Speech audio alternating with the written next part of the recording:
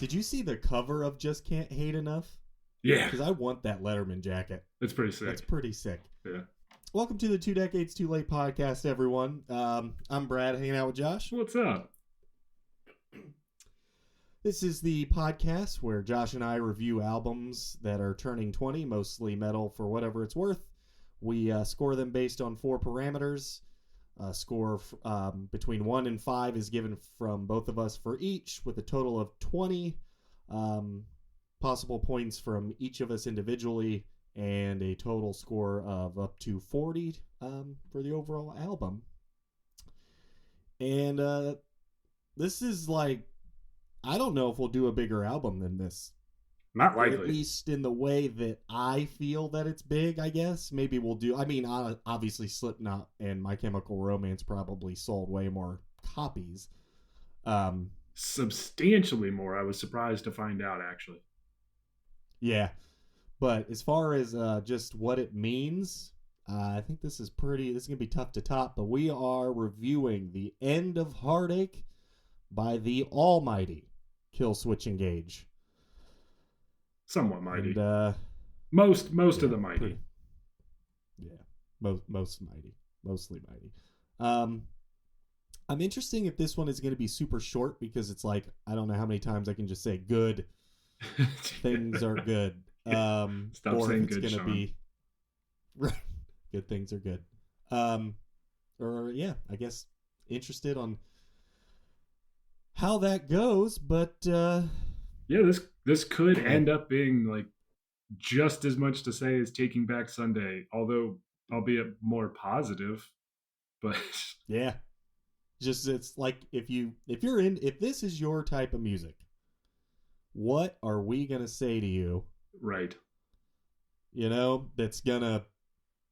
I mean, you probably have the exact same opinion, I would imagine. I think even if you're not into this type of music, you probably heard the radio edit of End of Heartache and thought, man, that's good. Yeah, or if you saw your Resident Evil back in the day, which you obviously did because fucking everybody did. Like, it was a huge movie. True. So, yep. That and Freddy vs. Jason, like 2 pretty big movies, especially around that time. Yeah. Freddy vs. Jason, I'm going to say underrated. I liked it. I believe it. No, I haven't seen it since it came out, which was probably in 2003. Yes. Point, yes, it was. Sick. But yeah, what do you got there? What do you got there, Josh? So, Killswitch Engage, Westfield, Massachusetts, so definitely a huge part of that New England metal and hardcore scene. Active for 5 years up to this point, 2 prior releases, a self-title in 2000 and Alive or Just Breathing in 2002, which is a phenomenal album. Maybe my favorite Killswitch Engage album. But this is kind of famously that period where Jesse had left the band and, kind of lineup shakeup. So kind of new-ish ground for a seemingly well-established band at this point. Yep, true. Still active and today. Everyone was freaking out. Oh yeah, everyone was freaking out. That was one of the reviews fucking deal. Specifically mentioned that, and they're like, yeah, it turns out it's actually just like a negligible concern because Howard Jones is the fucking man. Yeah, best metalcore vocalist. Yeah, in my opinion. I don't like Jesse's solid. I don't think they were made better by his return. But everyone's gonna feel the way they feel about that. I don't know if I'll disagree with you, but I would say, like, I don't know if they were made better by his departure. Like, there's 2 different tracks here. Like, there's the track that definitely happened, and then there's the theoretical track of, like, where would they be if Jesse had been in the band all that time?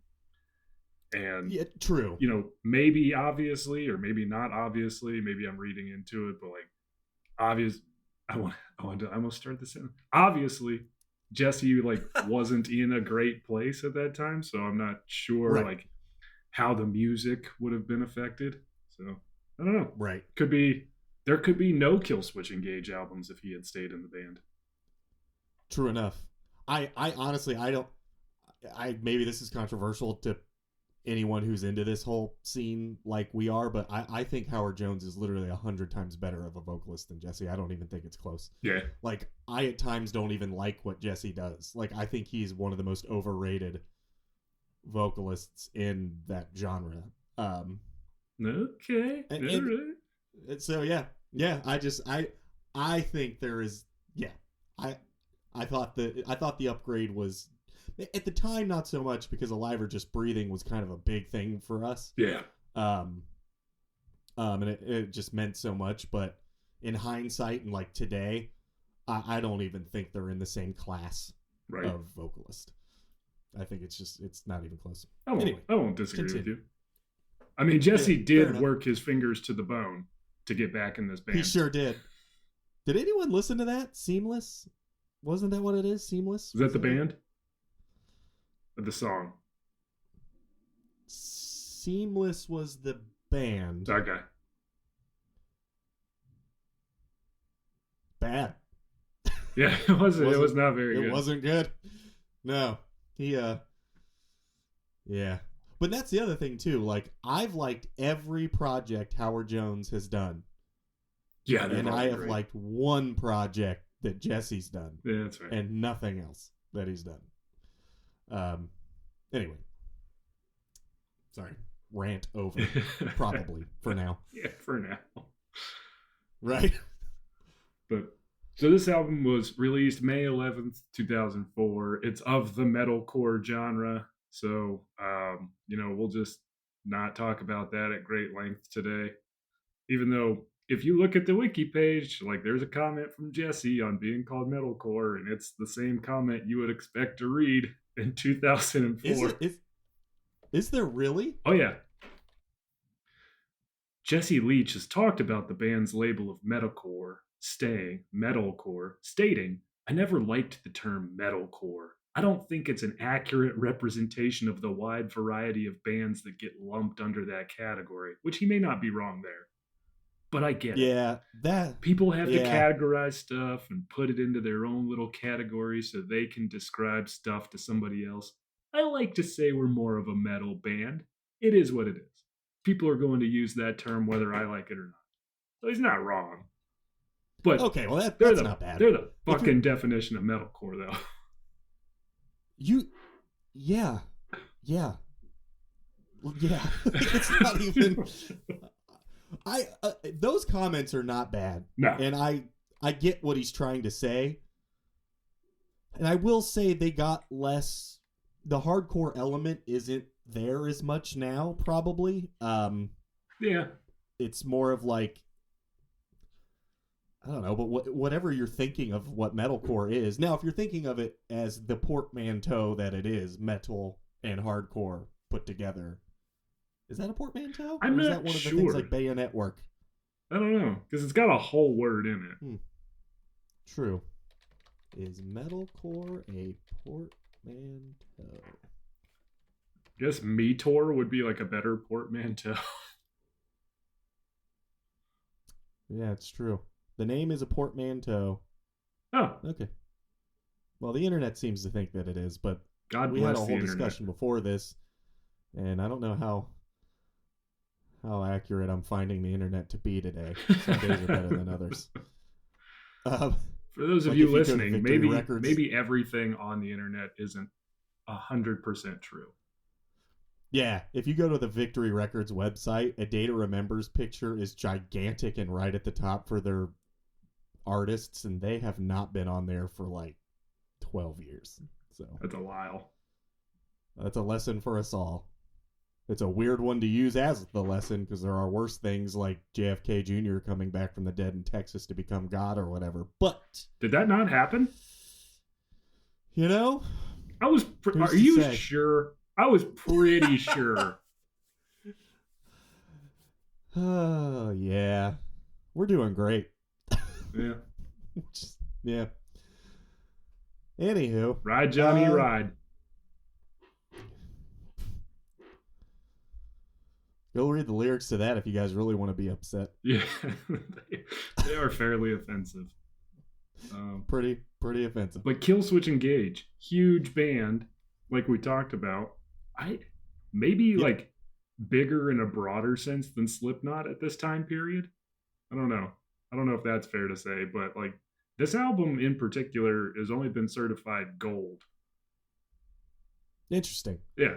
That's not that weird, I guess. I mean, sometimes I have a hard time distinguishing between what I think is big and what is actually objectively big. Like End of Heartache, the song, I mean, it had a radio edit. It was on, like, for those of you from our area, it was on like 99.7 The Blitz. The Blitz! So like for me, when you make it to mainstream radio, you're doing pretty good in our world anyway. But I guess that's not that weird. But by that same token, but for a metalcore album, like the Slipknot album went platinum. Yeah. Well, Slipknot was already they just got so huge, and that's weird. Yeah, third album, 99, and that's odd actually. I don't know I wonder what contributed to that, because Slipknot was almost 95 for Slipknot, but I mean they were a year before. So like their first release was 99. Came out in 99. Yeah. Yeah. So, wow, that's interesting. I mean, do you find Slipknot to be that much more palatable than Killswitch Engage? No. I guess I don't. Like, honestly, I go listen to Iowa than listen to this album. I don't really see what about the two would be so. No. Basically, Killswitch fans, I've never thought of this. Get your wallets out and support your artists. As if they're not right. living pretty large at this point, probably anyway. But like, I think if you're going to go headline festivals in Europe, you're probably making a pretty good amount of money. It's interesting too, because like they're label mates. I mean, they're both on Roadrunner at this point, but totally different areas. They were even on the same label. Yeah. What? Like, if you listen to Slipknot Eyeless, you're going to tell me that's more palatable than anything on this Killswitch? Or what was what's the Iowa song where he's talking about, I want to slit your throat and fuck the wound? Disaster Piece. That's Slipknot song. Disaster Piece, that's right. Man, Hojo's just talking about how we're all going to be all right and just support each other and we'll be good. Like, that's every lyric on End of Heartache is just like, everything's going to be fine, guys. Yeah, I don't know. Apparently, like, you don't pay money for that shit. I don't know what to really say about that. I'm surprised. Is it just a matter of you get on that Ozfest train at the right year when it was really like the thing to do in the metal community? And I mean, that's a good point. Like, we saw Killswitch on the early stage, and Slipknot was on the closer stage. Yeah. That's so weird. Damn. You've blown my mind pretty hard with this. We saw Killswitch on the opening stage in Columbus, where Howard Jones is from. Yep. Yeah. Nuts. That is pretty sick. Oh, wow. I could talk about this probably for another hour, to be honest with you. This is wild. I don't really know what to say about this. This is kind of ripped a hole in my reality with that one. You're welcome. I'm saying Adam D's net worth is $8 million. I can see that. I'm surprised it's not more.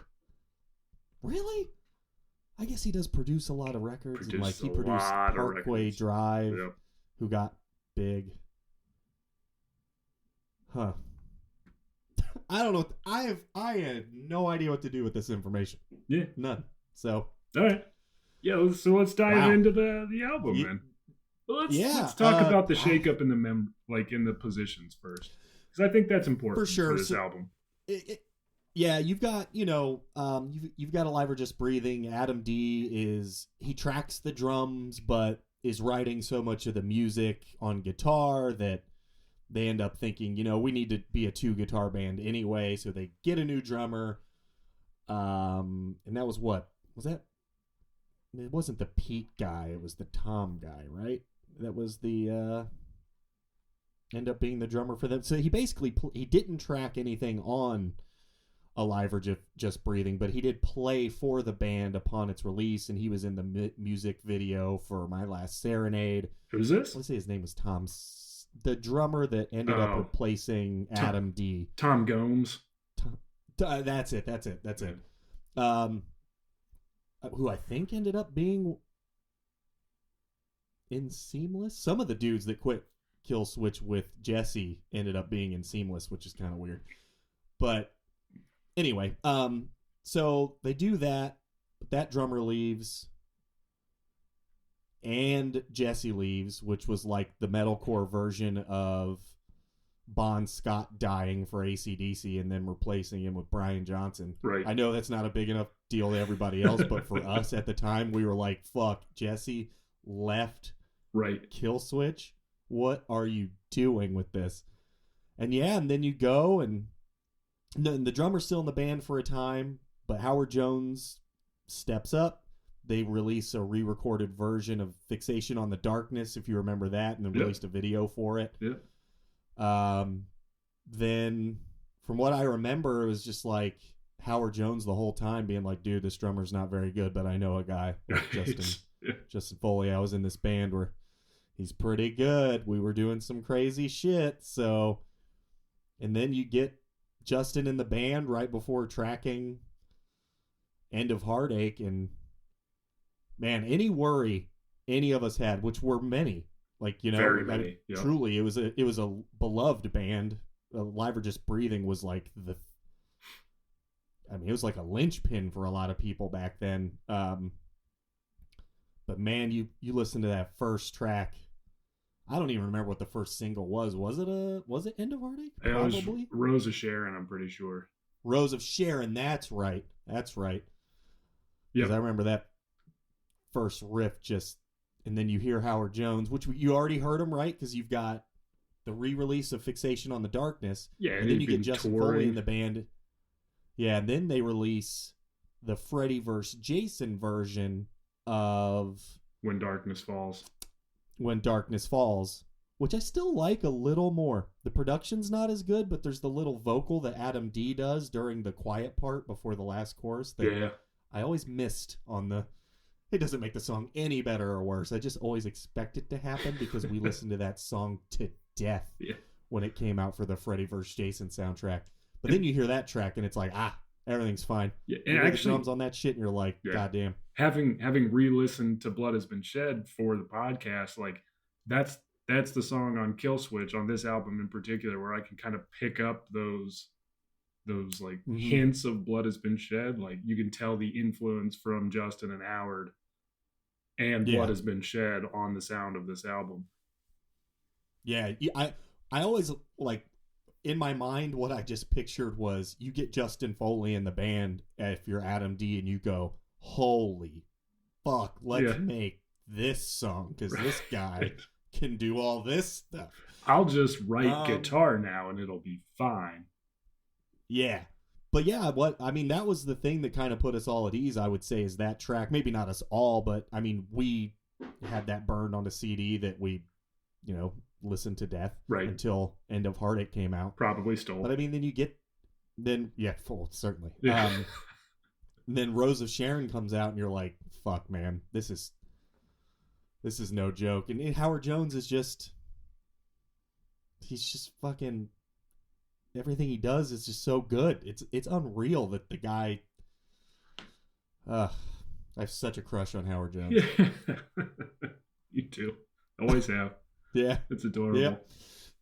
Yep. But yeah, so then you get to the album and it's like no one was worried at all. Comes out and it's your face. You listen to the very first track, A Bid Farewell, and you're like, all right. Yeah. Holy fuck. We're starting off. Like, yeah, this is going to be we're going to be good.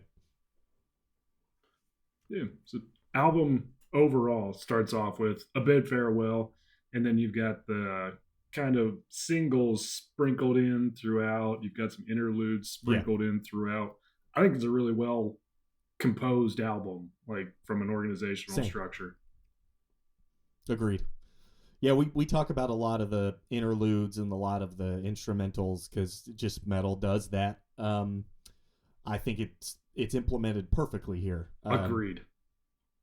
Yeah, it's just perfect because Rose of Sharon starts off like a steamroller but ends much more beautifully and much more softly, and it's one of the more emotional songs on the album, I would say, from a like Howard Jones perspective. Right. It seems a little more personal and not so. Again, if you've listened to this album, you know most of it's just about like just what Alive or Just Breathing did, which is like humanity is good and things will be good if we help each other and rise up, fight with me. Exactly. Sounds so good though. And then yeah, it is. But then you get to Rose of Sharon after just 3 kick you in the fucking teeth quintessential metalcore songs. Right. With, by the way, A Bid Farewell, best O of all time by Howard Jones, where he does the high-low, which, knowing Adam D, he didn't do a high-low. Adam D probably put a filter on it, but that O right before it comes back to the tremolo blast beat part is just, oof, it's pretty good. It is very nicely done. Yeah, then you go into Inhale, and it's the song Rose of Sharon slows down right into it, and it's just very well done. Even the track titles, so you go from Inhale, and then you're going to breathe life. Yep. And then later on, you're going to have the world ablaze, and then you're going to have some embers that rise from the world ablaze. You know what? Good on you. I don't know if I noticed that until now. Yeah. That's pretty good. I never would have, but like, and this album has 2 instrumental like interludes in it, and I wouldn't call the other songs particularly fatiguing, but like no, they're so maybe they're not wholly necessary, but they definitely add to the album in my opinion. Yeah, agreed. Yeah, the album's momentum is bettered by those, and they're only like a minute long each, so it's like, yeah, you're not overstaying your welcome. There was purpose with both of them. There's dips and swells, and that's solid. kind of how it's written. And you know, I said this, I think last week, talking about Taking Back Sunday. Taking Back Shoe Pad. Killswitch Engage is a perfect example of being super formulaic but staying interesting. But you know what? The second half of this album is pretty hardcore oriented. Like, the first half being more of the formulaic stuff. I agree with that. But I think starting at Declaration, and Declaration not so much, but World Ablaze certainly, and Wasted Sacrifice at track 11 and Hope Is at track 12, they're a little weirder than some of the more straightforward tracks at the beginning.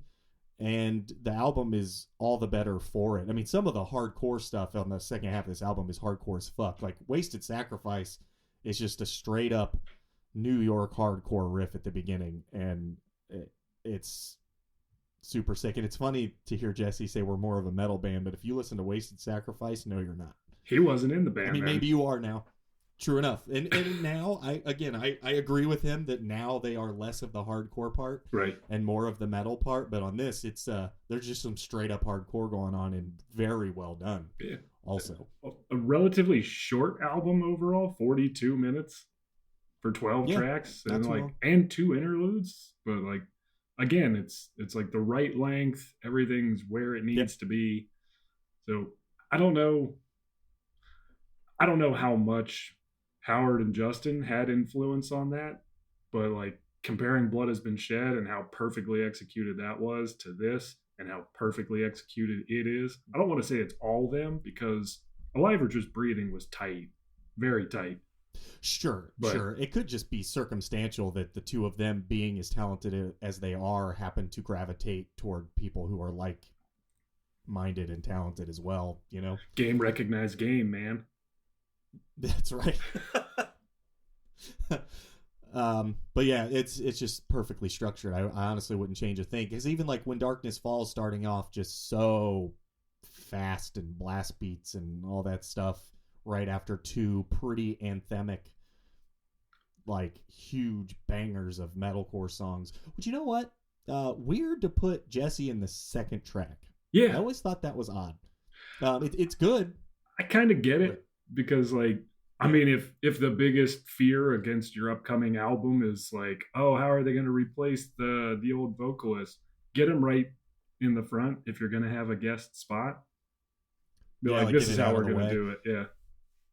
Yeah, that's fair. That's a good point. And I like that as they've transitioned in and out, like there's always been like a Howard guest vocal and there's always been Jesse guest vocals. So like they've never been completely withdrawn from the band, and that's always good to see. Yeah.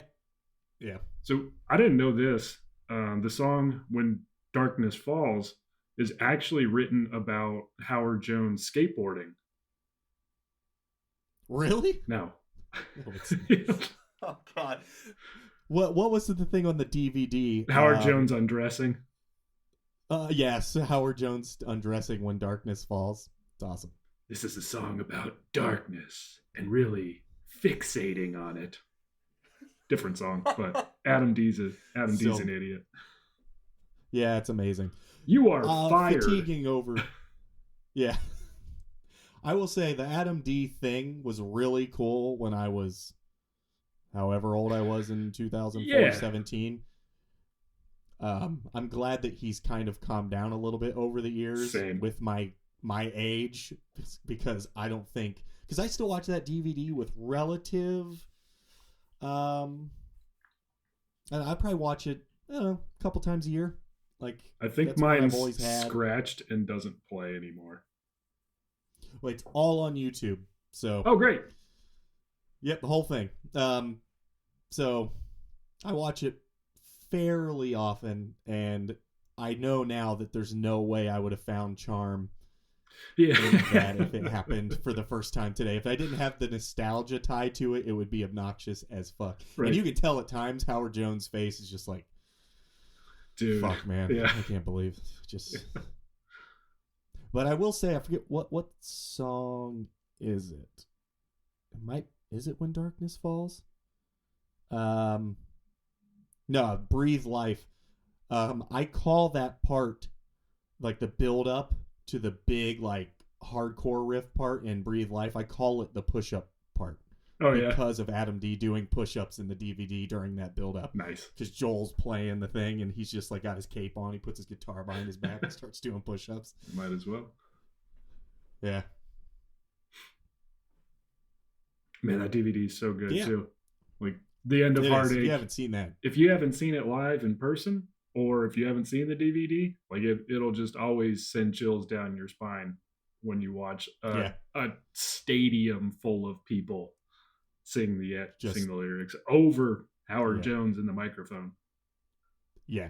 I will say I think some of that is Adam D's mixing work after the fact with how they recorded it. Probably. But good on you, because it adds nothing but joy to the entire experience of watching that thing. Just Howard Jones turn around, well, Justin? Yeah. And they're all just kind of staring at each other like, this is fucking crazy. And it's great. It's great and well deserved. That's one of the that might be the best metalcore song ever made. Like, it's perfect. Yeah. Like, again, only gold. So figure that out. Actually, now I'm super curious. I think I have this pulled up because I want to know. Because we looked at like the plays for, was it Duality? Like 500 million plays for Duality. Yeah. Yeah. Oh man, I wonder what End of Heartache is. Yeah, now I gotta know. I'm looking. Don't you worry. Don't you worry your pretty little head.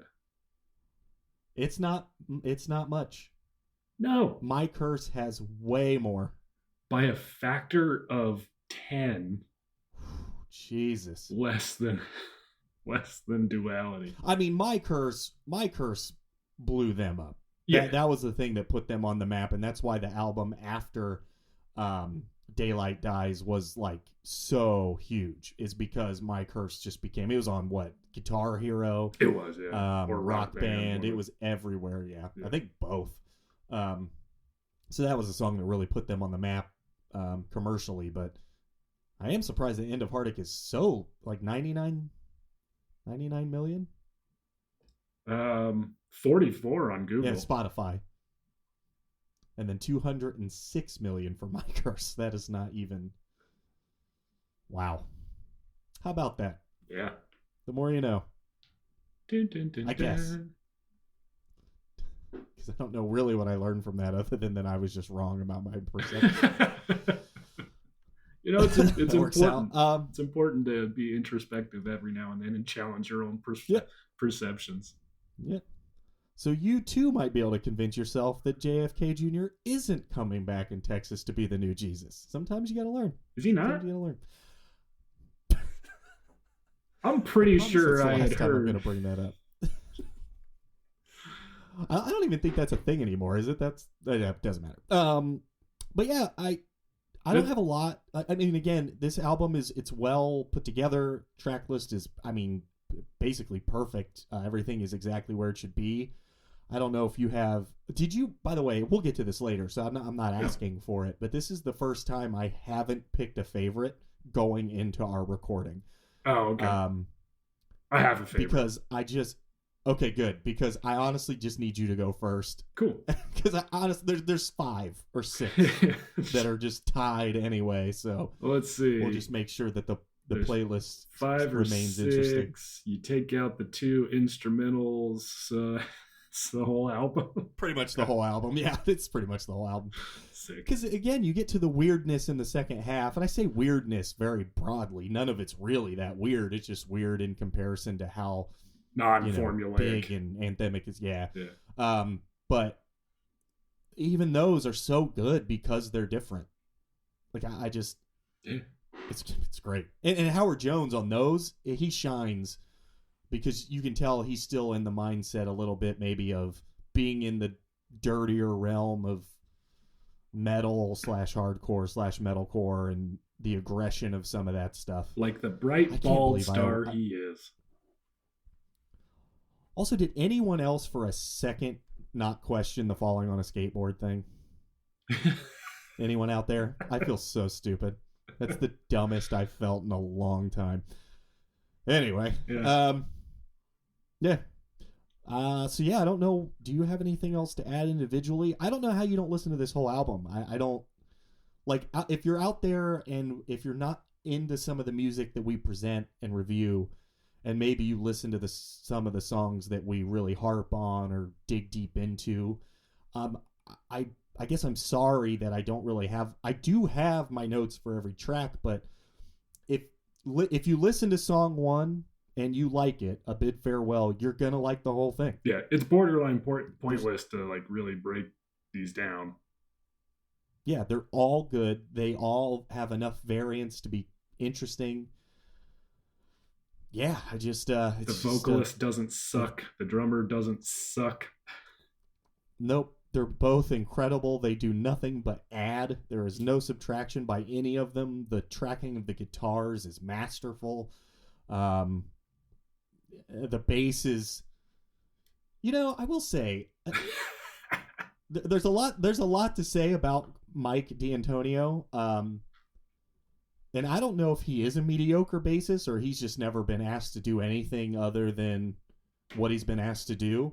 But he holds it down, man. He's not doing anything special, but he is a rhythm bassist. And I respect him for it because he just keeps that shit on the tracks while Justin does his thing and does the same. But they complement each other pretty well. And I guess, honestly, if I'm going to say that, we should probably just get to the reviews, huh? Because we're basically stepping in that territory anyway. Yep. Let's do it. All right, let's do it. Get to the review. Brad's going to clap and I'm not going to hear it. You're damn right.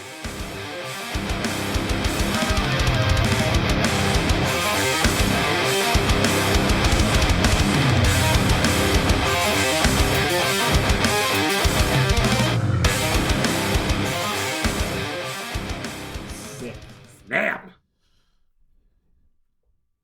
All right. So, did you give anything less than a 5? Let's just start there.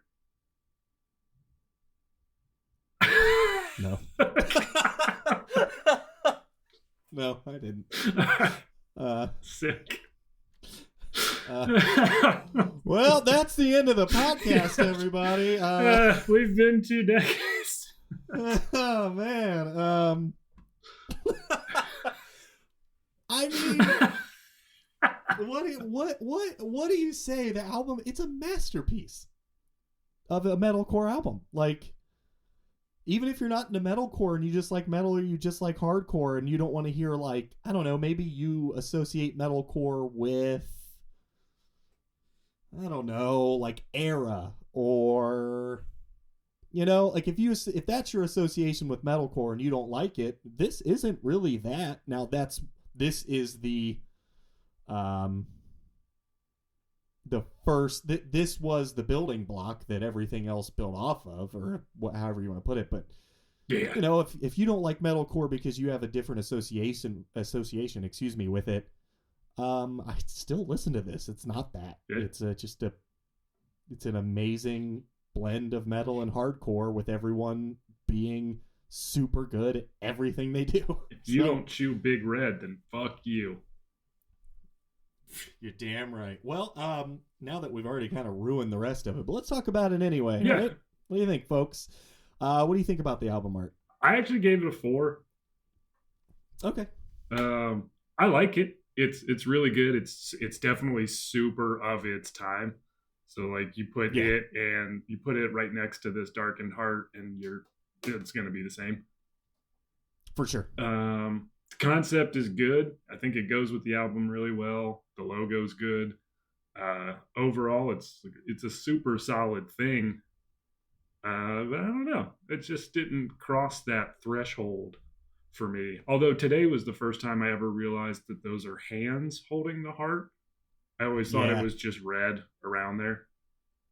Oh no, yeah. But like, if this is supposed to be the end of Heartache, like I'm not totally getting that from the picture. And to be honest, the special edition cover is even worse because it's a flower. I'm guessing it's a flower from a Rose of Sharon plant, and if it's not, I'm sure that's even more dumb.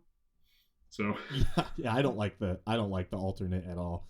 Well, I don't like it. I don't want to say I like it at all. It doesn't fit the album. It's actually a very beautiful piece of art. It doesn't make any sense, right, with what it's doing. Man, did you just talk me into a 4 on this? I may have. I like the album title placement in the alternate cover way better than it being just like over in the corner in a square. See, that's funny because I actually like where that is, because sometimes I think we kind of overdo it in metal with the words on an album cover. And I kind of like that it's there enough, and they're just trying to bring so much attention to the visual. I'm okay with the placement of it. I just don't love that it's like obviously in a very perfect square that cuts into the rest. True. Yeah, true enough. Like somebody couldn't quite figure out Photoshop for that. Like, fuck it, I can only cut in a square. True enough. And that was Mike D'Antonio, also, by the way, doing the artwork. We talked about this a little bit earlier when I went on a weird deep dive into old metal record labels, but their first album was released on Ferret because Mike D'Antonio was working as a graphic designer for Ferret, doing a bunch of those artists' album covers. So it's natural that he would do theirs, obviously, but he did. I mean, he's done like 1 billion album covers. It's ridiculous how many that he's done. But you know what? I guess if I'm gonna say, the funny thing to me is I am officially dropping into a 4. Boom! You got me there. But you know what the funny thing is? I never really loved Killswitch Engage's logo. It's fine. It is fine. It's just so fine. Like, it's... Yeah. I don't know. And especially, like, there, like, even if you get to the next, like, As Daylight Dies, it's way cooler. It's very of the time, of course. Right. But it's just got a little more flair to it. But anyway, yeah, I agree. I don't have really anything to add to that. It's the hands holding the heart. Maybe the thing that they're trying to imply is that they're able to now remove the heartache, nails from the heart or something. I don't know. But Yeah, I guess it's even a little on the nose if that is the case. So either it doesn't make sense or it's almost too on the nose. Right. Interesting. Way to go. So now that this album's not going to get a perfect score, you can firmly blame that on Josh. Yep. Because if I didn't talk that out, I definitely would have given it a 5. But that's a 4 for both of us on the album artwork. And now you have a reason to stick around for the rest of the review. Let's see what else I can talk him into. Exactly. That's right. Well, looking at the rest of it, probably not a lot. The album art's probably the only chance you had, but we'll see. All right. Well, I gave the production a 4 too. You did? Okay, Yeah. well, you're not going to talk me into that, but Okay. go ahead. Give it a shot. I did. I knocked it down from a 5 to a 4 because I know Adam D's amazing. He produces great things. All of this sounds great. But I definitely, listening to it today, so 20 years removed, and Adam D albums usually hold up really well. But I also started to think about the Parkway Drive album that he produced, and like, they're starting to sound old. Like they're starting to be just a little muddy. Like there's some nuance in Justin Foley's drumming in particular in this album that just like isn't featured. It borderline gets lost. And like so it holds up really well. I'm a little surprised that I wasn't like, oh, this is obviously a 5. But for like it was definitely a 5 at the time. But yeah, his production in particular, I think, is starting to hit that point where you're able to tell. Dated. Yep. Gotcha. It's funny. I am a little. I wonder. I think if we were a more professional podcast, we would probably choose the same. We would choose the same headphones and everything to listen to the music too. Probably. What are you saying? We're not professional podcasters? I am not saying that, but I'm definitely saying that. Saying it without saying it? Catcher's mitt? Softball mitt? I definitely gave it a 5 because it's funny because I actually point out that I could hear all of Justin's nuance. So that's what, I don't know. And honestly, everyone's ears are different anyway. So get the frog out of here. We're never... Yeah. So like I think it holds up great. So I would even say like if I'm gonna call Winter Sun a 5, I definitely don't see a drop off between that and this. Interesting. So I mean it's bigger in the way that if you're gonna play what Winter Sun was playing, you can't have the guitars be quite as chunky as this is. It's just not, they're not the same thing. Right. Again, that's the hardcore part, where you're just going to have those fucking giant guitar tones. Yeah, but so they're good. This started to border on muddy for me. Really? Okay. Yeah, I didn't have that problem. So I'm definitely a 5 all day. I mean, you got Adam D producing, and then you got Andy Sneap mixing and mastering, who he's an absolute legend of the metal community. Andy, like all of my presets that I have in my recording software is almost all Andy Sneap, I think. Boom. Or at least most. So I will say that I tried to find the story, and I think Caleb and I talked about this at one point, but they were using like 2 different guitar heads blended to, for each guitar tone. Right. And because it just gives you more versatility with your mixing and mastering and whatnot. What you like, some heads give better low end, some heads give better, high end, so on and so forth. Yeah, you can cut that up and use it out of context probably.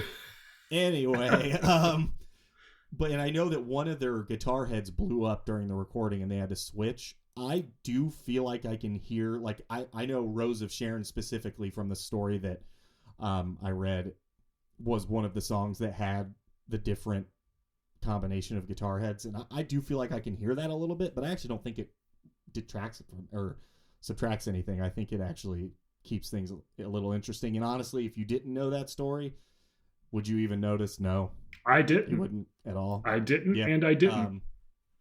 Yep.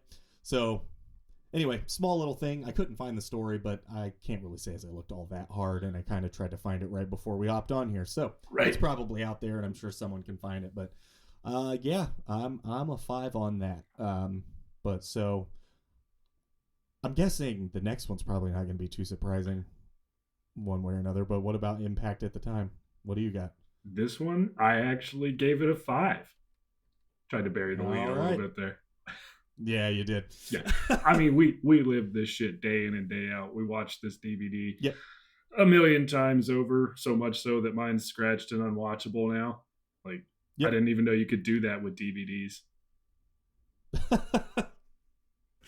Yeah, I mean, yeah, this was everything at the time. It's everything. We were writing, playing, living, dressing, breathing, skating. Yeah, it was our literal and entire identity was this plus a couple other things. Right. Like, and again, if I don't know if Caleb listens to this at all, but I know he would agree. Every band, Springfield, Ohio, strangely and kind of in conjunction with Dayton, Ohio, had a pretty cool metal/metalcore scene at this time. We were a part of it, though poorly, and I'm sorry if we subjected you to what we were doing. I apologize for nothing. We had fun. Yeah, we did have a lot of fun, and we had good crowds. People chanted our shit, and it's all because we wanted to be these guys. Yeah. I mean, that just is what it is. We did a way worse job of it, but it's I mean, we were obviously trying to do the weird stuff because we were super into that end of things at the time, too. Like, what's the band? What's the really weird one-off metalcore band that we're gonna do later this year? Abracadabra. It's not that far off. Anterabe, yeah. Fucking love that. It's like we were into that kind of end of metalcore too, so not just the big anthems and all that stuff, but kind of the strange side. So we were kind of blending it. But regardless, the goal was this. Right. This was. Yeah, so 5 all day for me, and sidebar. I mean, I didn't even have to think about that one. I'm so sad we have to put Anterabe in a jam session. Like, I want it to have its own episode so badly, but the information just doesn't exist. No, and it's and believe me, I've tried. Yeah, like 50 times. I've been kind of hanging out, not really having anything to do, and I'll come up here at my desk and give it another shot and come up basically completely empty-handed. I was honestly shocked there was a wiki page at all. Same. Yeah. Though, pretty recent videos on YouTube from them playing live, so. Sick. Yeah, and one of the dudes is still in stuff. Yeah. It's very odd. For all you Anterabe fans out there. Yeah. For both of you. It right. Yeah. There's never been any confirmation. No. And I tried finding that too. I can't find anything. Because the band even when they're playing shows recently, they must have had a cult following in their hometown because they don't even introduce themselves. That's kind of why I was even watching these videos, not to watch them because they sounded like shit. But I was like, well, clearly I have to hear them say their band name, and nope. Crowd doesn't need it. They just go absolutely ape shit, and I was surprised by all of it. Anyway, enjoyed listening today. What do you got? I gave it a solid 10. Just kidding, 5. I was looking at both of our scores. Yep. Yeah. I don't even really know it. I've never stopped listening to it, and I've never. My enjoyment of it has never waned for a moment. It's I don't listen to it much, but every time I do, like it's always very enjoyable and great. There's not a bad part in it. There's not. It's just it's a masterpiece of metalcore. It's yeah. If a band right now is big like Motionless in White because they blend metalcore into a little more mainstream situations, thank this album. Yeah, because it actually won Best Album in 2004 for Metal Hammer Golden Gods Awards. Sick. Oh, I forgot those were a thing. Those were kind of cool. I missed that a little bit. They were super cool. And, obviously, End of Heartache was nominated for a Grammy. Yep. As it should have been. Yeah. I mean, I'm sad Spirit Box didn't win this year, by the way, for whatever it's worth. I'm really sad. Those dudes deserve everything they're getting right now. I know they're blowing up at like hyper speed, but they should. Yeah. I was so pissed when they blew up so quickly I couldn't see them for the door ticket price of $50. Everybody fucking bought them and was selling them for $250. I know, it's ridiculous. Yeah. But did I tell you about the story about the dude from Shinedown that saved them as a band? Yeah. That's crazy. That's crazy. Super sidebar. I mean, if anyone cares and anyone even knows who Spirit... I guess if you don't know who Spirit Box is, you're probably not listening to any of the stuff we're listening to. Yeah, probably. Just tell them to look it up. Yeah, I mean, Spirit Box is great, but if you ever want to hear the story, I think the vocalist of Shinedown pretty much saved their career during the pandemic, and I think that's just one of the coolest things. We got a good community. We do. I will say. As long as you subtract some of the Nazi black metal guys and yeah, nobody some likes of that them. shit. Yeah. No, but otherwise, we're pretty good. Yeah, I got nothing else to add. This is a great album, and if you haven't listened to it, weird. Unless you're a handful of people, which I said this on the couple weeks ago release while Josh was out of town. If you are listening to this and you've never heard this album, that means you're supporting us in spite of the fact that you don't enjoy the things we enjoy, and we love you and we appreciate you very much. Yeah. Because you've heard this album if you're not one of those people. Right. like at the very least, the 3 singles. Yes, and if you haven't heard any of this, then that means you're listening for nothing but supportive reasons, and I can't tell you how much we appreciate you. So thank you very much. Housekeeping items before we... Scores. Favorite song. Yeah. Favorite Scores song. first? And scores. I got my feels too hard there. Sorry, guys. So, with a score of 18 from Josh... Yay! And a score of 19 from me, we have a 37 for End of Heartache. Boom. How does that stack up? It's up there. Actually, I'm a little interested. It should be. 37 is putting it at the second highest ranked next to Winter Sun. Yeah. Who is going to stand tall for a while. I mean, you can't beat it. You can join them, but you can't beat them. Yep. All right. I can't believe how often I want to forget giving scores on a goddamn podcast about giving scores for a fucking review. Jesus. Anyway, Josh, what is your favorite song on the End of Heartache? My favorite song is A Bid Farewell. Wonderful. Then I won't go with A Bid Farewell. Okay, cool. Because it's in a dead heat between pretty much every song on the album. Man, this song's so good, though. Like, it starts the CD off it's so good. So well. It ends the DVD so well. And just, like, it's a great song. So, like, between those two things... Yeah, dude. No instrumental intro on this bitch. Just kicking you in the fucking mouth. That's right. And then, like, picks up tempo 3/4 of the way through. Yeah. Come on. God, it's so good. What's not to love? Just to be clear, that's the best song on the album. That's the best song on the album. I mean, you could probably say, End of Heartache might be the best metalcore song ever made, just because of what it is and what it represents, and it's a perfect song. And listen, again, for those of you who are being supportive, and you don't want to listen to this whole thing because I get not everyone likes screaming. I get all that stuff. Though, if you make it to the choruses where his just majestic singing voice comes through, then you won't be disappointed. The man's voice is beautiful. But if you don't want to get through all that, and I understand if you don't, there is a radio edit of The End of Heartache that has very minimal screaming in it. And I don't think the song loses much with the edit. It's still very good. So if you want to just listen to that, give it a shot. I think the music video is probably that edit, though I could be making that up. Anyway. Damn. Then I will go with...